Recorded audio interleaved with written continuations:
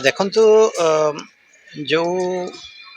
ଉଦ୍ୟୋକ୍ତା ମାନେ ଋଷିପୀଠ ଉତ୍ସବ ଆରମ୍ଭ କରିଛନ୍ତି ବାସ୍ତବରେ ଏ ଐତିହାସିକ ପୀଠ ପାଇଁ ଏ ଉତ୍ସବଟା ବି ଗୋଟେ ଐତିହାସିକ କଥା। କାରଣ ଏଇଟା ଗୋଟେ ଯେଉଁ ପ୍ରାଗୈତିହାସିକ ଯୁଗରୁ ଯେଉଁ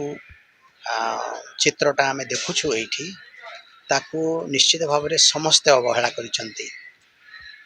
ସର୍ବପ୍ରଥମେ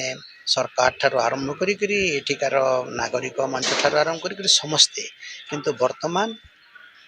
ସମସ୍ତେ ସଜାଗ ହେଇଛନ୍ତି ଏବଂ ୟାର ଗୋଟେ ପୁନରୁଦ୍ଧାର କରିବା ପାଇଁ ଏ ସଂସ୍କୃତିକୁ ସଂରକ୍ଷଣ କରିବା ପାଇଁ ଗୋଟେ ଉଦ୍ୟମ କରୁଛନ୍ତି। ଏହି ଉଦ୍ୟମ ମହୋତ୍ସବ ପାଳନରୁ ଆରମ୍ଭ ହେଉଛି ଏବଂ ବାସ୍ତବରେ ମୁଁ ଯାହା ଦେଖିଲି ଯେ ଅନ୍ୟାନ୍ୟ ମହୋତ୍ସବ ଅପେକ୍ଷା ଯେମିତିକି ଗୋଟେ ମନୋରଞ୍ଜନ ଧର୍ମୀ ଅନ୍ୟାନ୍ୟ ଲୋକମାନେ ମହୋତ୍ସବ କରନ୍ତି, ଏମାନେ ବିଲକୁଲ ସେଇଭଳିଆ କରୁନାହାନ୍ତି। ତେଣୁ ସେଇଥିପାଇଁ ମୁଁ ବହୁତ ବହୁତ ଧନ୍ୟବାଦ ଦେବି ଆମର ସମସ୍ତ ଏ ଯେଉଁ କମିଟିର ସଭ୍ୟମାନଙ୍କୁ ଯେ ଋଷିପୀଠ ଗୋଟେ ଏତେ ଗୁରୁତ୍ୱପୂର୍ଣ୍ଣ ଇତିହାସରେ ଏବଂ ଆମର ଐତିହ୍ୟ ପାଇଁ, ଆମର ସଂସ୍କୃତି ପାଇଁ, ଆମର ପରମ୍ପରା ପାଇଁ, କେବଳ ନୂଆପଡ଼ା ପାଇଁ ନୁହଁ ସାରା ଓଡ଼ିଶା ପାଇଁ ଏବଂ ସାରା ଭାରତବର୍ଷ ପାଇଁ, ସେଇ ଦୃଷ୍ଟିକୋଣରୁ ଏହି ଅଞ୍ଚଳର ଏହି ଐତିହାସିକ ମନ୍ୟୁମେଣ୍ଟସଟା ଯେଉଁଟା ଅବହେଳିତ ଅବସ୍ଥାରେ ପଡ଼ିଛି ତାର ପୁନରୁଦ୍ଧାର କାର୍ଯ୍ୟକ୍ରମ ପାଇଁ ଏଇ ଯେଉଁ ମହୋତ୍ସବଟା ଆରମ୍ଭ ହେଇଛି ଏବଂ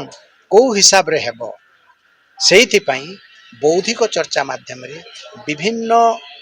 ପ୍ରାଧ୍ୟାପକ, ବକ୍ତା, ଗବେଷକ, ଲେଖକ ଇତ୍ୟାଦି ମାନଙ୍କର ସମାଗମ କରି ସେମାନଙ୍କର ମତ ବି ଲୋଡ଼ା ଯାଉଛି। ତ ପରବର୍ତ୍ତୀ ସମୟରେ ନିଶ୍ଚିତ ଭାବରେ ଏଠି ଯେଉଁ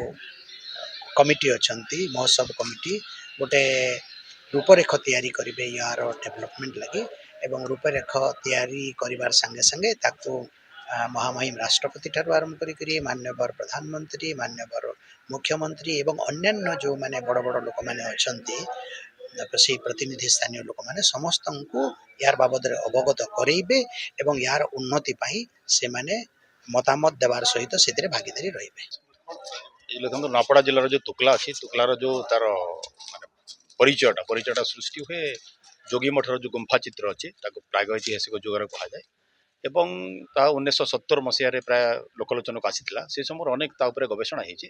କିନ୍ତୁ ମୋର ମନେ ହୁଏ ଯେ ଗବେଷଣା ଏବେ ବି ସମ୍ପୂର୍ଣ୍ଣ ନୁହେଁ ଏବଂ ଏବେ ବି ତା ଅବହେଳିତ ଅବସ୍ଥାରେ ଅଛି। ତାହା କିଭଳି ଆହୁରି ଗବେଷଣା ମାନେ ଲୋକମାନେ କରିପାରିବେ ଏବଂ ଇତିହାସକାର ମାନେ ଅଞ୍ଚଳକୁ ଆସିବେ ଏବଂ ପ୍ରକୃତରେ କ'ଣ କେଉଁ ସମୟରେ ହେଇଥିଲା ଏବଂ ତାର ସେ ସମୟରେ ଭୂମିକା କ'ଣ ଥିଲା ସମାଜରେ, ଏ ଯେଉଁ ଗୁମ୍ଫା ଚିତ୍ରଟା ମାନେ ତୁକଲା ଅଞ୍ଚଳର କିମ୍ବା କହନ୍ତୁ ସେ ସମୟର ଖଡ଼ିଆଳ ଯେଉଁ ରାଜ୍ୟର ତାର ସାମଗ୍ରିକ ଇତିହାସ, ସାମଗ୍ରିକ ଯେଉଁ ସମାଜ ସେ ବିଷୟରେ ତା କ'ଣ ସୂଚନା ଦିଏ, ତା ଉପରେ ଯଦି ଅଧିକ ଗବେଷଣା ହେଇପାରିବ ମୁଁ ଭାବୁଛି ଆଜିର ଯେଉଁ ମହୋତ୍ସବ ପାଳନ ଜରିଆରେ ଯେଉଁ ବୌଦ୍ଧିକ ଚର୍ଚ୍ଚା କରାହେଇଥିଲା ତା ନିଶ୍ଚିତ ଭାବରେ ସଫଳ ହେବ ବୋଲି ମୁଁ ଆଶା କରୁଛି।